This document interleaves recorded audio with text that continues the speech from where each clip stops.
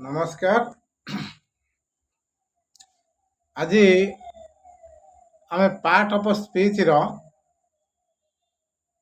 Major बा important part important subject टी आज आम आलोचना करिबा जा ना होची भार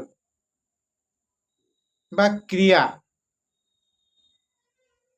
एई भार्ब पई छात्र छात्री माने आज इंग्राजी दुर्बल अछंती। तेने चैप्टर टी एते गुरुत्व बा एते इम्पोर्टेंट जो छात्र छात्री मानकर ए भार्बर ज्ञान नहीं तार इंग्राजी ज्ञान नहीं। तेणु से मो भिडियोटी को स्किप न करी ध्यान से देखंतु आ मने रखंतु। मो जहाँ सब किछि कहूची ताकु मने रखंतु। यदि बुझी पारु नांती मते कमेंट माध्यम जणांतु। मो पुंखानुपुंख भाव में बुझौची। जदि ता भीतर डाउट अच्छी मत भी मोबाइल माध्यम कांटेक्ट कले भी मु संपूर्ण भाव में बुझेबी, किसी असुविधा ना। भार्ब बा ओडिया रे हला क्रियापद। What is the verb? The verb is a word which donate an action or a state. Verb is a word which saying something about a subject. The word that donating an action or state is called verb. Verb describe an action or state. मोटामोटी भाव में कहवा गले आम दुनिया रे प्रत्येक कार्य ही गोटे गोटे भार्ब बा क्रियापद। प्रत्येक कार्य ही क्रियापद बा भार्ब। ये भार्ब कहीं आम आज आलोचना करवा बा कहीं आज पढ़ा ए भार्ब। भार्ब आम पढ़ले आमर कौनटा आम भार्ब कौ जिनस ही जानिबा ताकू ही प्रथम जानिबा दरकार। भार्ब आम पढ़ा जे आम ता भितर गोटे वाक्य रे बा गोटे सेंटेंस रे सेंटेंस रो मूड जानी परिबा। सेंटेंस को नंबर अच्छी ताकू जानी परिबा। सेंटेंस रो पर्सन जे फर्स्ट सेकंड थर्ड पर्सन को पर्सन रो सेंटेंस अच्छी ताकू जानी परिबा। आ को टेंस रो अच्छी ताकू जानिबा पाई आज आम भार्ब पढ़ा। भार्ब पढ़ा जे चारोटी जिनस जानिबा पाई प्रथम है मूड, नंबर, पर्सन, टेंस। ये चारोटी जिनस आम भार्ब रु शिक्षा अर्जन करवा। ताने मूड प्रथम आपण मानक बुझाऊची। मूड मूड हूँ तीन भाग रे विभक्त कराई।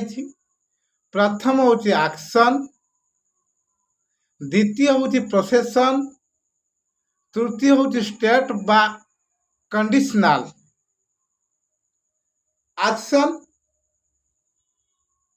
एक्शन ओडिया हूँ क्रिया प्रक्रिया बा कार्य प्रक्रिया।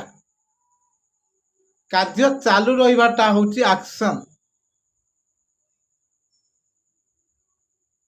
तेणु मु आपण मानकु एक्शन किसी सेंटेंस वाक्य कहूँ ध्यान से शुणु आ बुझापी चेष्टा करूँ। जदि बुझी न पार्टी मत कमेंट मध्यम हो कि मोबाइल नंबर जदि कहे मोबाइल नंबर मु मेंशन करदेमी। मोबाइल नंबर मत कांटेक्ट रखिपारे।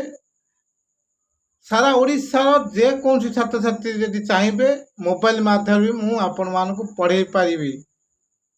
मु केवल छात्र छात्री मान को शिक्षा देवाई आज सोशल मीडिया को आसी। प्रत्येक छात्र छात्री मान मो ये जो ज्ञान प्रदान करुच्ची से ज्ञान से अर्जन करवा हूँ मोर लक्ष्य। सोशल मीडिया रे माध्यम रे मु पैसा इनकम करने आज सोशल मीडिया को आसी नहीं आसी। सारा ओडिशार छात्र छात्री माने जो इंग्राजी रे दुर्बल अच्छा से ज्ञान अर्जन करने आज सोशल मीडिया रे आज ठिया होइछि। तेणु जे कौन छात्र छात्री जदि मते कमेंट माध्यम हो किंभा मोर जदि कहिबे मो मोबाइल नंबर मेंशन करदेवी कमेंट रे आपण मते मोबाइल माध्यम रे जोगाजोग करिपारिबे। हौ आम विषय वस्तु पर जीवा जोटी कि मु आपण मानु कहथली एक्शन प्रथमे मूड तीन भाग रे विभक्त गोटे हला एक्शन द्वितीय हला पोसेशन तृतीय हला स्टेट बा कंडीशनल। एक्शन हॉर्स रन्स घोड़ाटी दौड़े। द अर्थ मूव्स पृथ्वी घूरे। दे विल प्ले से खेलती। वी आर प्लेइंग आम मैंने खेलुअछु।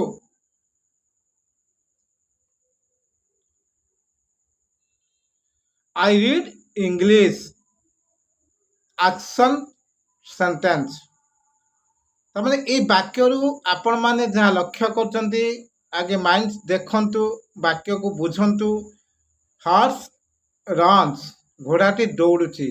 कार्य प्रक्रिया बा दौड़ा आरंभ कर तार समाप्त हेने दौड़ुची। कार्य प्रक्रिया चालू रखी एक्शन कर अभिनय करुची। द अर्थ मूव्स पृथ्वी घूरुची। तार भी से कार्य प्रक्रिया जारी रखी। प्ले खेल भी जारी रही। आई रीड इंग्लिश मु इंग्लिश पढ़ुअछि जारी रखी। तेणु एगुड़िक हेले action action sentence but these are sentence is action. एगुड़िक एक्शन बा कार्य प्रक्रिया रे जड़ित अछंती। द्वितीय है प्रोसेसन। प्रोसेसन अर्थ है अधिकारी जोटा कि ओनरशिप मालिकाणी मालिक जाहिर करवा ओनरशिप आउ रिलेक्शन संपर्क। Relation ownership possession same. तामाने ये संपर्क सृष्टि करुछि बा मालिक पद जाहिर करुछि बा तापर अधिकार जाहिर करुछि।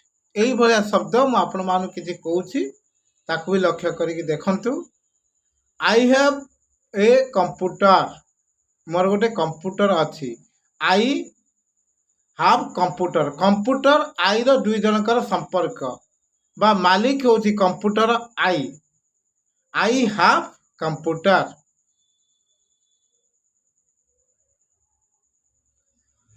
King Dasharath had 3 queens. राजा दशरथंकर 3 राणी थिले। राणी के सहित दशरथंकर संपर्क रिलेक्शन ओनरशिप प्रोसेसन माने 3 राणी के ऊपर मालिक थिले किए राजा Dasharath. King Dasharath had 3 queen's.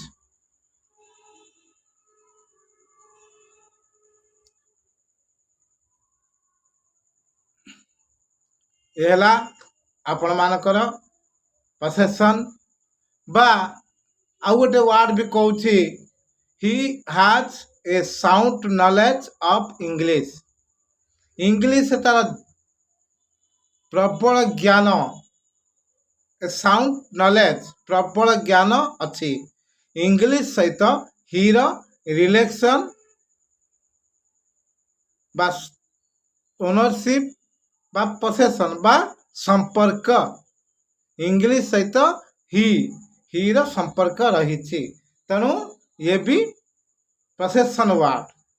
They have a beautiful house. They have beautiful house गोटे सुंदर घर से अच्छी। दे सहित हाउस रो रिलेक्शन बा ओनरशिप बा पोसेसन एले पोसेसन वर्ड। आउ स्टेट बा कंडीशनल। कंडीशन अर्थ है सत स्थिति। आई एम रेडी मु प्रस्तुत। ହି ୱାଜ୍ ଆବସେଣ୍ଟ, ସେ ଅନୁପସ୍ଥିତ। ହିଜ୍ ଫ୍ୟାମିଲି ଇଜ୍ ହାପି, ତା ପରିବାର ଆଜି ଖୁସି। The patient is out of danger, ରୋଗୀଟି ଅସୁବିଧା ଅବସ୍ଥାରେ ଅଛି। He about to die.